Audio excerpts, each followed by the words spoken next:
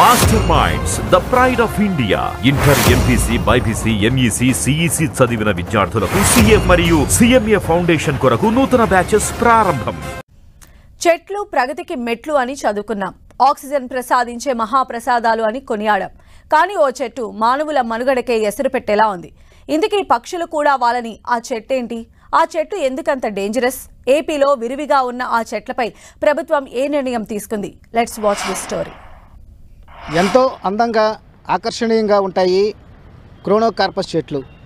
అయితే ఈ క్రోనోకార్పస్ చెట్లు పర్యావరణాన్ని దెబ్బతీస్తున్నాయి, అలాగే ప్రజలు వ్యాధుల బారిన పడేందుకు కారణమవుతున్నాయి.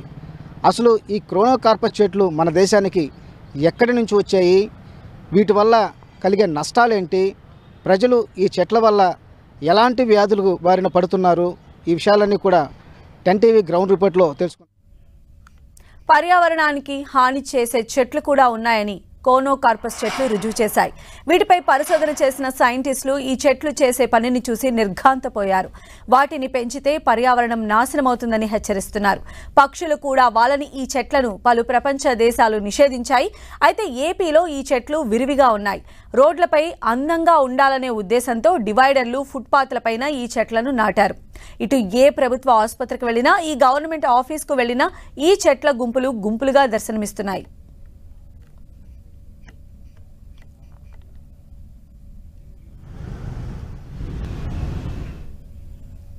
మనుషులకు హాని చేస్తూ భూగర్భ జలాలకు ముప్పు కలిగించే ఈ చెట్ల పెంపకంపైన ఏపీ ప్రభుత్వం అలర్ట్ అయింది. ఏడీ డిప్యూటీ సీఎం పవన్ కళ్యాణ్ ఆ చెట్లను ఉన్నపలంగా తొలగించాలంటూ ఆదేశాలు జారీ చేశారు.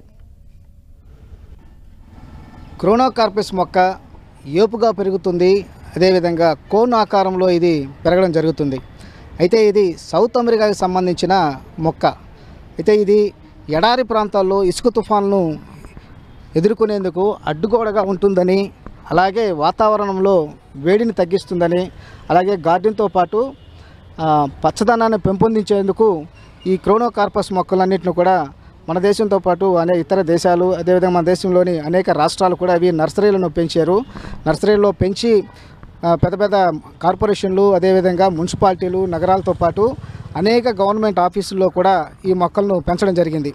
అయితే ఇది ఈ ప్రమాదకారి మొక్క అని అనేక పరిశోధనలు తేలడంతో ఇప్పుడు దీనిపైన దేశవ్యాప్తంగా ఒక చర్చ అయితే నడుస్తుంది. ఇప్పటికే అనేక దేశాలు కూడా ఈ మొక్కలని కూడా పెంపకాన్ని పూర్తిగా బ్యాన్ చేసిన పరిస్థితి. అయితే ఇక్కడ మన దేశంలో కూడా ఇప్పటికే కొన్ని ప్రభుత్వాలు, వాటి తెలంగాణ కావచ్చు, ఇతర ప్రభుత్వాలు కావచ్చు, అవి కూడా ఈ మొక్కలన్నింటినీ కూడా బ్యాన్ చేసిన పరిస్థితి. వీటన్నిటిని ఖచ్చితంగా తొలగించాల్సిన పరిస్థితి అయితే ఉంది. ఎందుకంటే అటు పర్యావరణం దెబ్బతింటుంది, అలాగే ఆ మనుషులు కూడా వ్యాధుల బారిన పడుతున్నారు. కాబట్టి వీటిని ఖచ్చితంగా తొలగించాల్సిన పరిస్థితి అయితే ఇక్కడ కనిపిస్తూ ఉంది.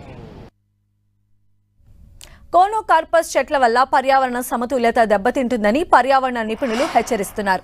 ఈ మొక్కలు అటవీ ప్రాంతాల్లో పెరిగితే గడ్డి జాతి మొక్కలు పెరగవని చెబుతున్నారు. దీంతో వన్యప్రాణులకు ఆహారం దొరకదని చెబుతున్నారు.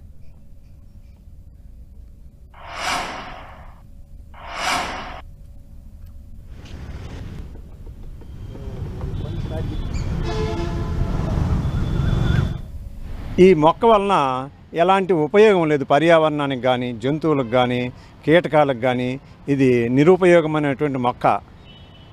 తర్వాత దీనివలన వేరు వ్యవస్థ బాగా పెరిగి, దీని యొక్క వేరు వ్యవస్థ బాగా పెరిగి డ్రైనేజ్ సిస్టాన్ని పాడు చేస్తుంది. తర్వాత కేబుల్ వ్యవస్థను కూడా పాడు చేస్తుంది.